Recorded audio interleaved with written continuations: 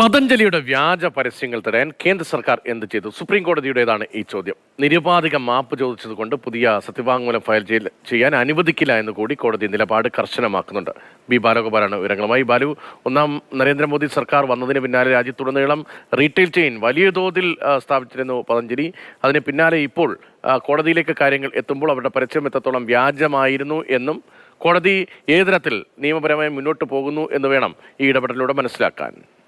രതീഷ, ഈ വ്യാജ പരസ്യവുമായി ബന്ധപ്പെട്ട് അതായത് തെറ്റിദ്ധാരണ പരത്തുന്ന പരസ്യം നൽകുന്നതുമായി ബന്ധപ്പെട്ട് പതഞ്ജലിക്കെതിരെ നേരത്തെ സുപ്രീം കോടതി അലക്ഷ്യ നടപടികൾ ആരംഭിച്ചിരുന്നു. ഈ കോടതിയലക്ഷ്യ നടപടികളിൽ ബാബ രാംദേവും പതഞ്ജലി ആയുർവേദിക്കിന്റെ മാനേജിംഗ് ഡയറക്ടറായ ആചാര്യ ബാലകൃഷ്ണനും സുപ്രീം കോടതിയിൽ കഴിഞ്ഞ ദിവസങ്ങളിൽ ഈ ഖേദം രേഖപ്പെടുത്തിക്കൊണ്ട്, അതായത് മാപ്പ് പറഞ്ഞുകൊണ്ട് ഒരു സത്യവാങ്മൂലം നൽകിയിരുന്നു. ഈ സത്യവാങ്മൂലത്തിലാണ് സംബന്ധിച്ചാണ് ഇന്ന് കോടതിയിൽ ജസ്റ്റിസുമാരായ ഹിമ കോഹ്ലിയും ജസ്റ്റിസ് അമ്മാനുള്ളയും അടങ്ങുന്ന ബെഞ്ച് അതിനിശ്ചിതമായ വിമർശനം ഉന്നയിച്ചിരിക്കുന്നത്.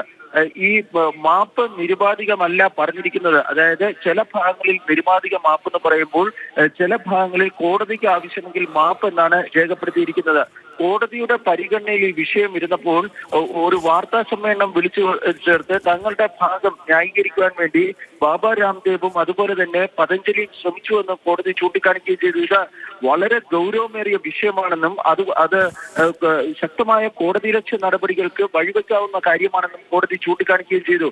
ഇന്ന് ബാബ രാംദേവും അതുപോലെ തന്നെ ആചാര്യ ബാലകൃഷ്ണനും സുപ്രീം കോടതിയിൽ ഹാജരായിരുന്നു. ഇരുവർക്കും നേരിട്ട് കോടതിയിൽ മാപ്പ് പറയാൻ അനുമതിക്ക് നൽകണമെന്ന് അവരുടെ അഭിഭാഷകർ കോടതിയിൽ ആവശ്യപ്പെട്ടെങ്കിലും കോടതി ആ ആവശ്യം അംഗീകരിച്ചില്ല.